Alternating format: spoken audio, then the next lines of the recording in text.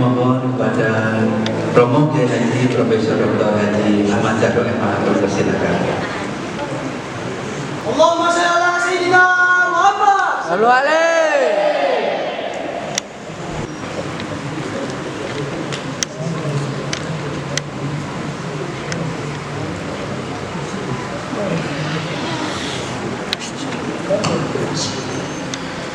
Assalamualaikum warahmatullahi wabarakatuh. Waalaikumsalam. Baik, selanjutnya saya juga kesal dengan masjid ini. Alhamdulillah, ini kan masjid perumahan, ini di perumahan. Terima kasih Pak Ketua Taklim bahwa ngelola masjidnya seperti ini, merangkul kabeh. Saya tidak setuju kalau ada masjid NU, masjid Muhammadiyah, enggak, masjid umat Islam. Bahwa yang jamaah ternyata ada NU dan Muhammadiyah atau ada PKI bareng Kabupaten. Nah kita sholat nanti. Intinya masjid ini Baitullah, rumah milik Allah. Enter ke Malang demi kerukunan jamaah. Waktu pertama kali itu, waktu itu yang meresmikan yang ceramah saya. Kemudian paginya jamaah subuh ternyata tukaran. Karena dia juga di perumahan, satu menghendaki kunut, satu kelompok menghendaki tidak kunut.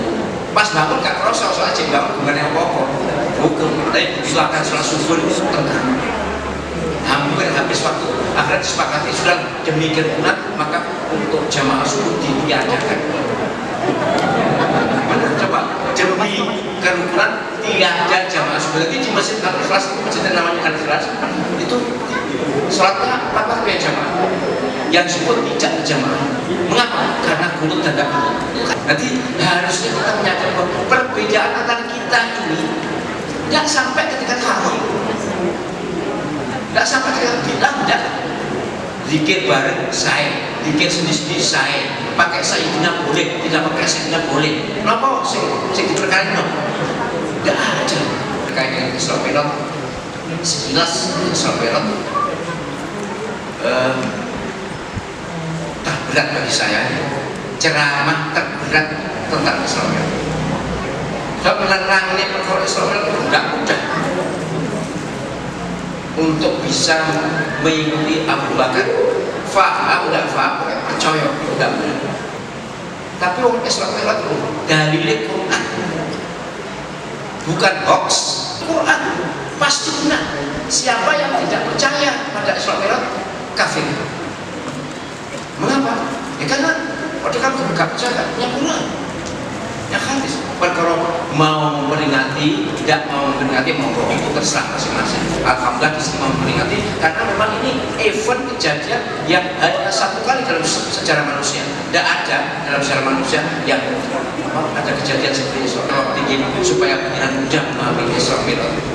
Malaikat Jibril menurut hadis Sahih Muslim dinyatakan bahwa besarnya malaikat Jibril, andai kata kaki ada di bumi, maka kepala ada di langit 7. Itu aslinya, tapi sering menghadap Nabi SAW berupa manusia. Kadang-kadang tidak wujud, tapi Nabi SAW pernah melihat malaikat Jibril asli itu kakinya di bumi, kepalanya di langit 7. Lihat paling sudah diutus ngisori oleh Nabi Muhammad akan cakek dan cakek mutlak di cikupnya bumi kita beres lah.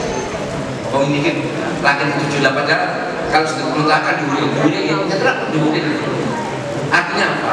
Artinya bahwa soal Isra Mi'raj memang bukan soal akal, tapi soal hati. Cuma bisa dinalar bagi orang yang mau menalar. Nah, tentang sholat, memang misi utama Isra Mi'raj kan perintah sholat.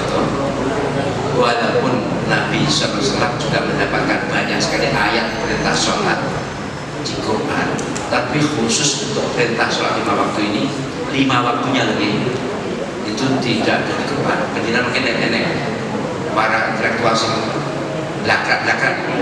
Saya kira kata tuh Israel hasil nomor-nomor.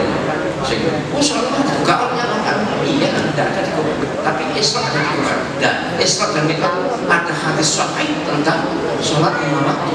Terus perkara sholat ini hakikatnya memang kita mendapat tugas untuk manusia, untuk kebutuhan kita. Sholat lima waktu. Jadi sholat lima waktu bukan butuh Gusti Allah, sana sebetulnya Nabi Muhammad, tapi butuh kita. Ini harus menjadi kesadaran bersama, ya. Kita harus menyadari bahwa sholat lima waktu itu kita yang butuh. Mengapa? Sholat lima waktu punya nilai syar'iyah dan nilai ruhiyah, punya nilai syikhiyah, punya nilai ruhiyah, punya nilai magical dan ada rasional. Banyak kalau soal nilainya sholat banyak sekali, tidak terhitung sekali. Tapi setidaknya yang kita bisa sampaikan malam ini adalah nilai sholat dari perspektif kesehatan dan dari perspektif spiritual, hati, dan masalah yang terkait dengan rohani. Begini, sudah sangat banyak penelitian tentang sholat itu sangat banyak.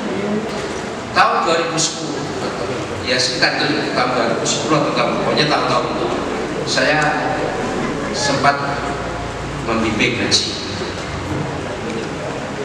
Ya namanya membimbing ngaji ini mungkin tentu capek, fisikal capek, secara fisik capek.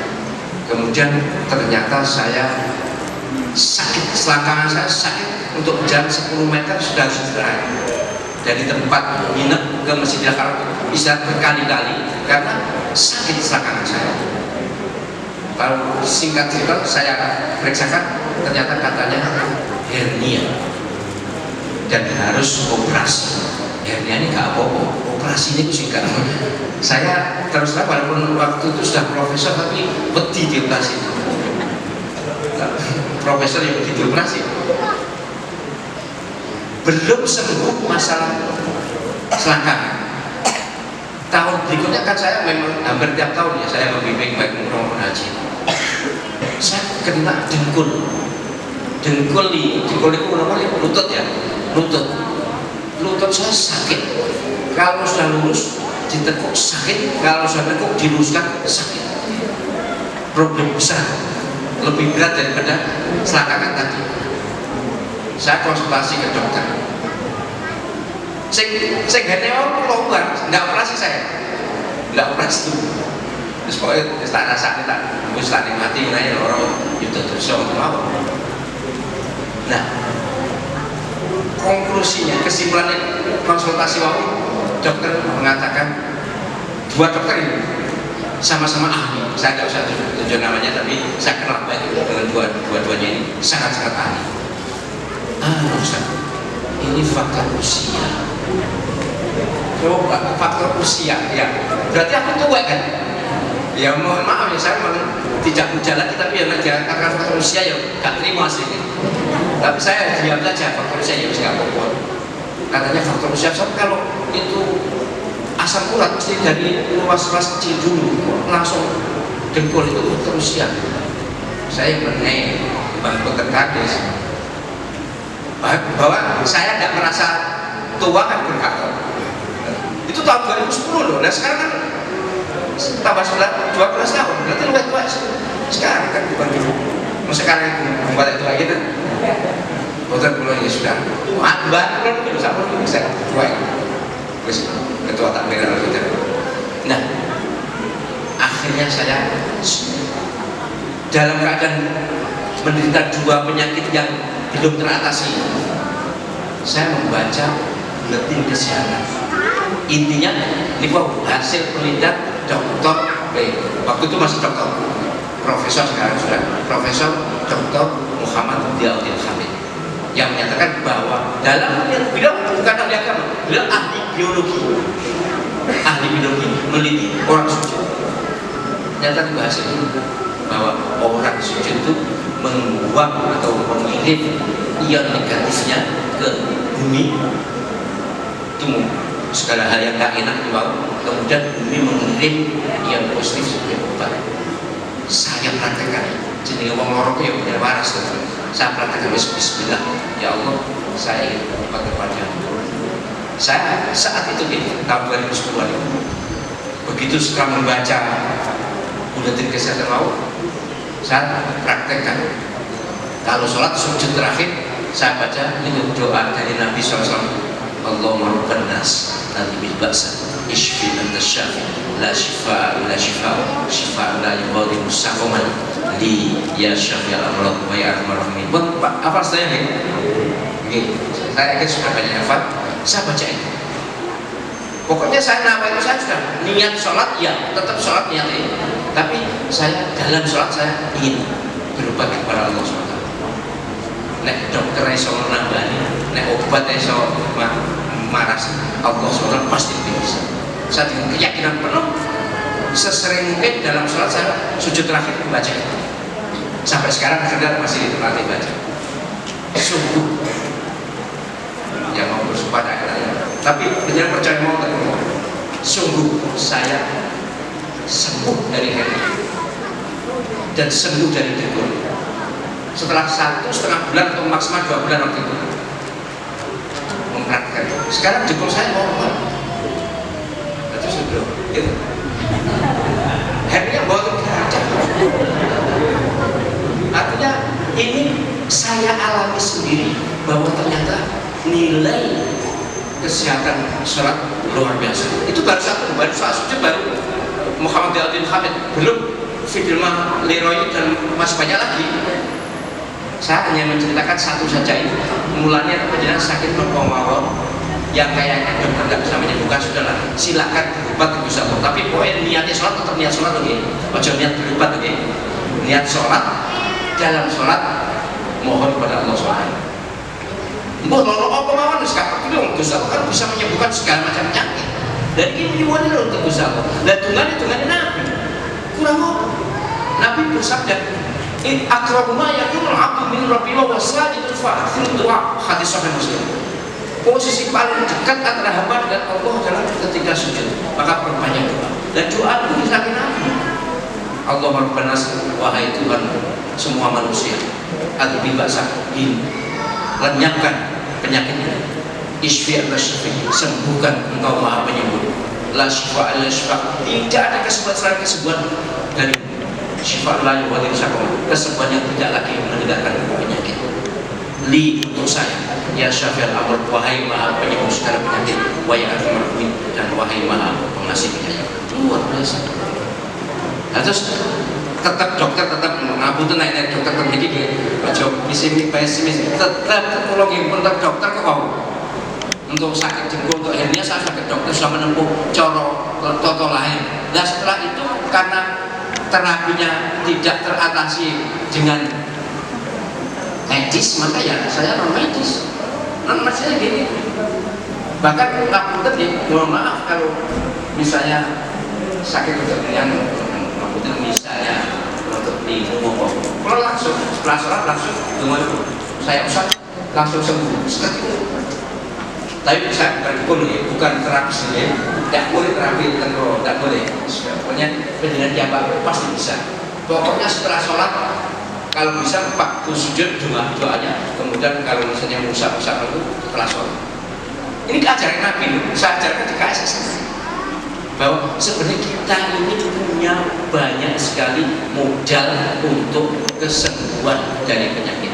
Tetap dokter, tetap obat, toto lain ya. Tapi sebagai orang mukmin, orang yang beriman, maka kita juga harus menempuh cara batin dan cara-cara spiritual. Pun itu nilai ini secara apa itu magical. Dan sekarang secara ruhiyah, secara spiritual, sholat itu jelas Allah SWT menyatakan wa aqimis sholata inna sholata tanha 'anil fahsya'i wal munkar.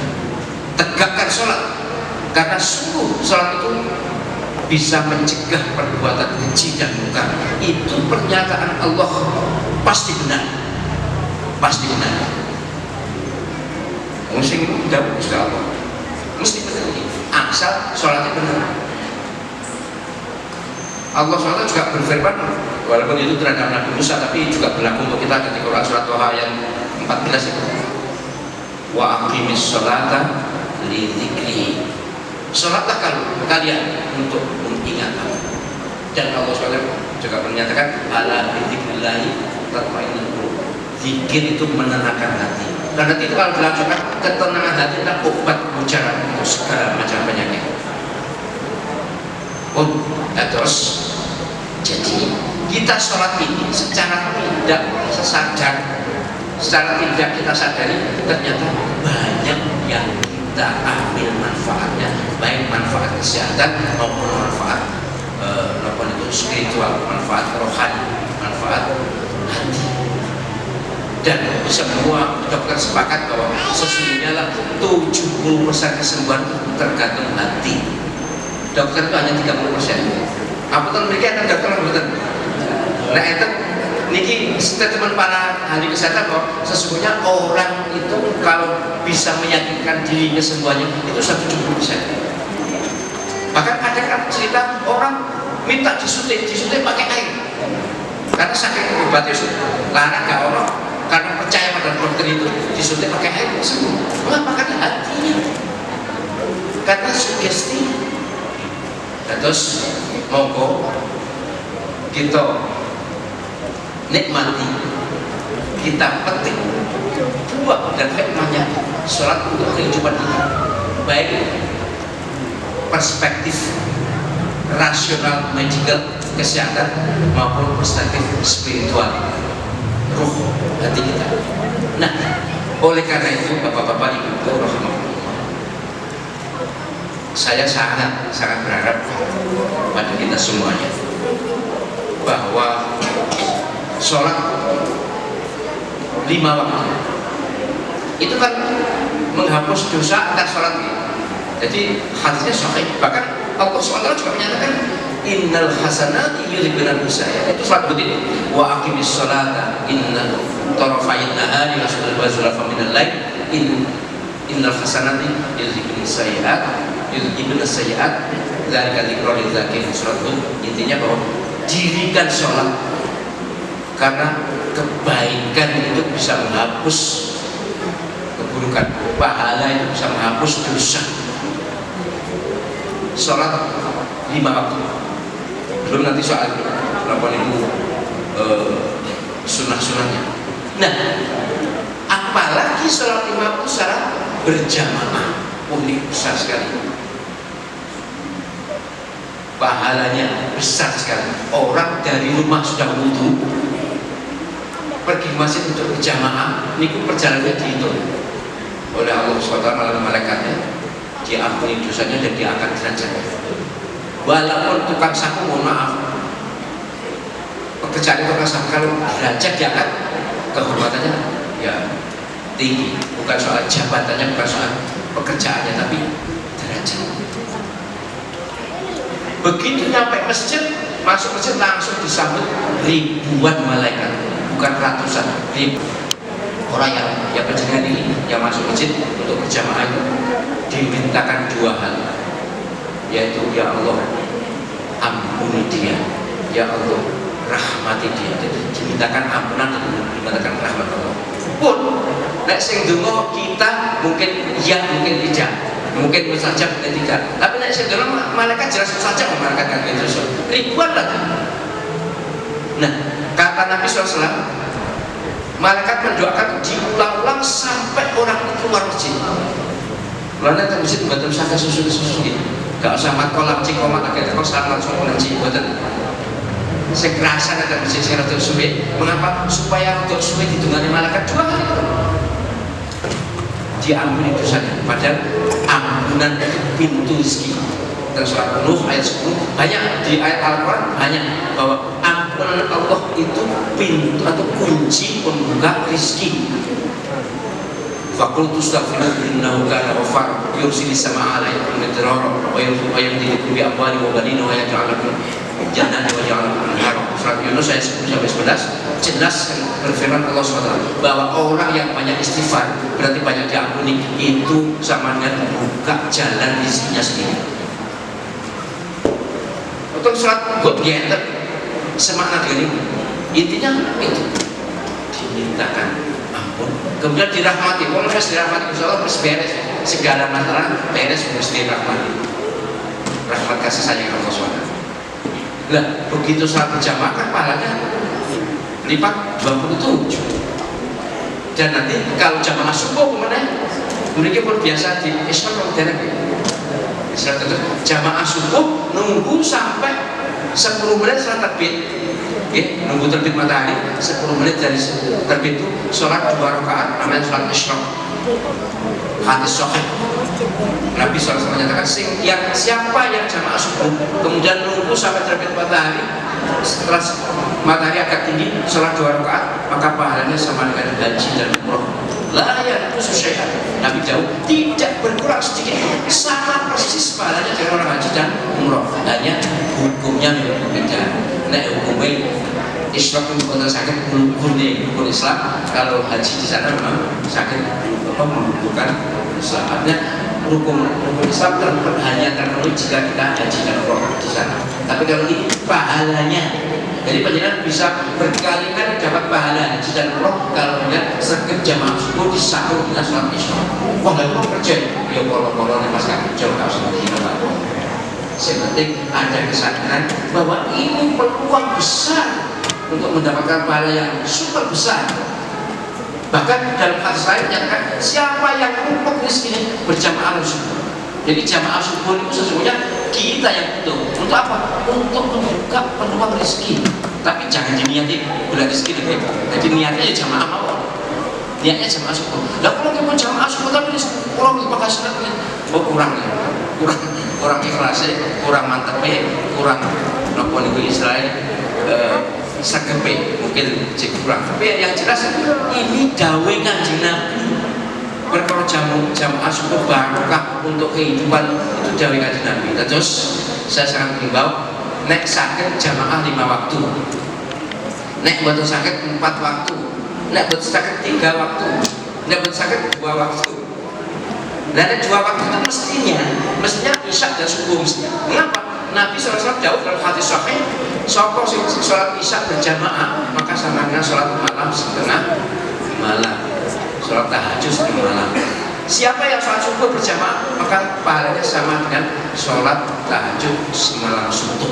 Jadi dengan sholat jamaah isya kalau subuh itu pahalanya kalau sholat 1,5 malam. Nanti tentunya sholat 1,5 malam. Sholat tahajud kadang-kadang tapi ya kalau sudah bisa masuk kalau bisa sholat tahajud ini saya yakin orang yang biasa beribadah dia tetap ingin. Tapi umumnya nek tertinggi itu sing rame jamaah maghrib isya berkurang subuh nopo meneh enak manjal kemul. Terus ngoten nggih saya sangat berharap kita memperingati Isra ini dengan memperingatkan diri kita sendiri. Ya Allah, sholatku bagaimana sholat saya, bagaimana jamaah saya. Setelah itu maka kita bisa berharap dan memang disepakati oleh seluruh spiritualis muslim bahwa sholat adalah pintu gerbang utama pengaman segala macam musibah. Sangat gak cerdas, gak kate. Penjelasan gak usah duit dungo pokoknya sholat ajik. Gak kate kekerasan. Mulanya kena sangat gak usah ngomong gitu. Wah, disantet kok. Berarti kalau menunjukkan sholatnya gak ajik. Jadi orang yang sholatnya ajik kalau disantet bisa memang Nabi Muhammad juga bisa disantet, tapi tidak mempan gitu. Tapi ya jangan sholat saat dia nggak bisa apa ya. Sholat apa? Disepakati sholat pintu gerbang pengaman. Nah, boleh menjelaskan menerapkan sedikit COVID ini yang sudah saya yakin sudah seperti pertama Bismillahirrahmanirrahim dengan menyebut nama Allah yang dengan namanya tidak akan ada bahaya di bumi maupun di langit. Satu. Yang kedua, hasbunallah wa ni'mal wakil, ni'mal maula wa ni'mal nasir. Kenapa dia? Itu doa Nabi Ibrahim ketika dibakar, tidak terbakar. Malah begitu api padam, Nabi Ibrahim kadep. Dibakar, bukan ini. Hasbunallah wa ni'mal wakil, ni'mal maula. Kira-kira apinya namun itu kali COVID bahaya ini. Bahaya apinya namun sangat besar. Sudah api padam 3 hari 3 malam. Nabi Ibrahim muncul utuh malah kadang. Tapi tidak usah dijajah, kini mau coba nyekel dan dia saya dewasa, tapi setidaknya itu pesan Nabi Muhammad SAW itu ayat Al-Quran. Hasbunallahu wa ni'mal wakil, ni'mal maula wa ni'mal nasir. Juga bukan zikir perang ini, kemarin disebutkan zikir perang. Yang ketiga, la ilaha illa anta subhanaka inni kuntu minadz zalimin. Ini doanya Nabi Yunus, kita 40 hari 4 malam di dalam perut ikan. Teori apapun pasti mati. Yang jenis menteri, iya, gak bisa bernafas, gak ada cahaya. Tapi belum baca la ilaha illa anta subhanaka. Selamat. Oh, deh. Kalau mereka sing mengi, aku tadi saya sesak nafas, baca ini. Insya Allah Allah SWT akan meringankan. Kemudian sholawat, jelas semua tahu sholawat. Bagaimana menjadi penawar segala macam masalah musibah dan penyakit. Kemudian la haula wala quwwata illa billahil azim. Itu Nabi SAW bersabda dalam hadis sahih menyatakan bahwa siapa yang membaca ini maka Allah menyiapkan perisai penangkal terhadap 99 penyakit. 99 kan ada. 99 macam penyakit, saya yakin termasuk COVID dan Omikron termasuk. Terus Niki, gimana mau baca ini pesan Nabi ini semua hadis dan Al-Quran. Yang dua ayat Al-Quran yang hasbunallah dan malah tiga sholat kan Al-Quran juga, malah al-Quran juga Al-Quran. Jadi sing hadis yang pertama aja ini baca, tidak usah kakek terlalu mau pagi sore setelah sholat subuh setelah sholat maghrib pun tidak usah kakek terlalu ini kok pun jajan di bawah 10 cerita 3 kali 5 tadi hanya 1,5 menit pak maksimal. Mungkin sore kata sholat maghrib dibaca insya Allah aman. Demikian yang bisa saya sampaikan. Sekarang sudah jam 1:30.